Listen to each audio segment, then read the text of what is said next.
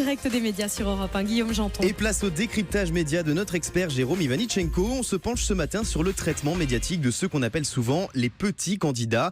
Samedi soir sur France 2, Laurent Ruquier recevait deux d'entre eux sur le plateau dont n'est pas couché, Philippe Poutou et Jean Lassalle. Et le moins qu'on puisse dire, Jérôme, c'est qu'ils ont été particulièrement malmenés par l'animateur. Oui, et pour s'en convaincre, il fallait veiller très tard samedi soir. Il est 2h30 du matin quand Philippe Poutou arrive sur le plateau de Laurent Ruquier.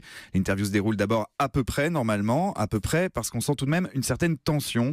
Il faut dire que le candidat du nouveau parti anticapitaliste garde un très mauvais souvenir de son dernier passage dans l'émission. C'était fin février. Vous vous souvenez sans doute de ce fou rire de la chroniqueuse Vanessa Burgraff qui avait duré plusieurs minutes alors qu'elle interrogeait Philippe Poutou sur le sujet des licenciements. Une séquence qui avait choqué le candidat du NPA. Il s'en était plaint sur les réseaux sociaux et forcément ça a déplu à Laurent Ruquier qui n'a pas manqué de le rappeler à son invité. Vous avez quand même un double visage et un double discours, monsieur Poutou. Et je tiens à vous le dire. Non, ce que je veux dire, c'est que nous, dans cette élection-là... Sympathique en coulisses et beaucoup moins sympathique sur Twitter. Waouh. Ceux qui possèdent aujourd'hui l'économie, eh bien, ils l'organisent pour leur propre profit. Et donc, nous, après, on essaie de voir comment on peut y répondre. On a bien compris. Et ça veut dire... non, mais vous pouvez pas le traiter comme ça non plus. C'est pas sérieux, ce que vous faites, là. C'est le temps que vous êtes... bien sûr. Mais après, vous sortez vos conneries pendant des minutes. Et puis après, vous dites qu'il n'y a plus de place. Donc, je peux finir juste... Non, mais vous avez déjà eu beaucoup plus de temps que... Vous avez déjà eu beaucoup plus de temps. Vous voyez ? C'est bien que votre vrai visage ressorte. Je suis ravi. Alors Laurent Ruquier a la dent très dure, il n'apprécie que très moyennement qu'on critique son émission et il ne se prive pas pour le dire à l'antenne sans prendre de gants. Et un peu plus tard dans la soirée, les choses se sont passées de la même façon avec Jean Lassalle. Oui, et là encore, même cause, mêmes effets. Il est plus de 3h du matin quand le député des Pyrénées-Atlantiques entre en plateau. Et comme Philippe Poutou, il a lui aussi en travers de la gorge son dernier passage dont on n'est pas couché. C'était fin janvier. Il avait critiqué le montage de l'émission. Il se plaignait d'avoir passé 1 heure en studio pour l'enregistrement, pour un résultat final d'une demi-heure seulement diffusé à l'antenne. Il a voulu le rappeler à Laurent Ruquier pour mettre en lumière sa sous-exposition médiatique. Mal lui en a pris, piqué au vif, l'animateur n'a pas tardé à lui répondre.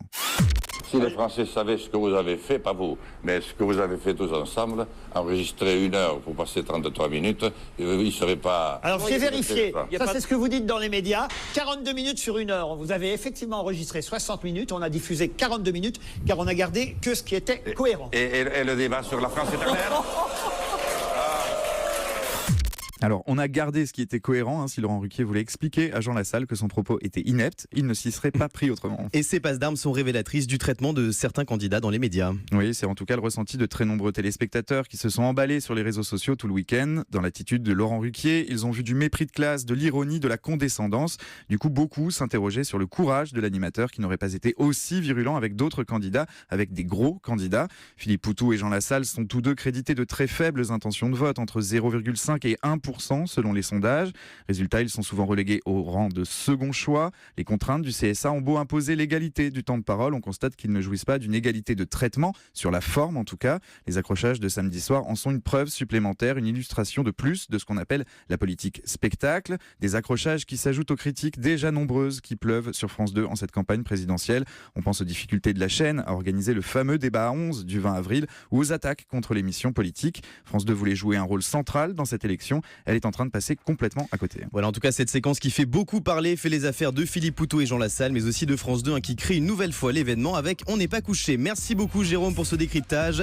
Dans un instant, on reparle de la campagne présidentielle sous l'angle médiatique bien sûr, puisqu'on sera avec Laurence Ferrari et Ruth Elkrief. Sans oublier toute l'actualité du jour dans le journal des médias d'Adrien Lemaître. À tout de suite.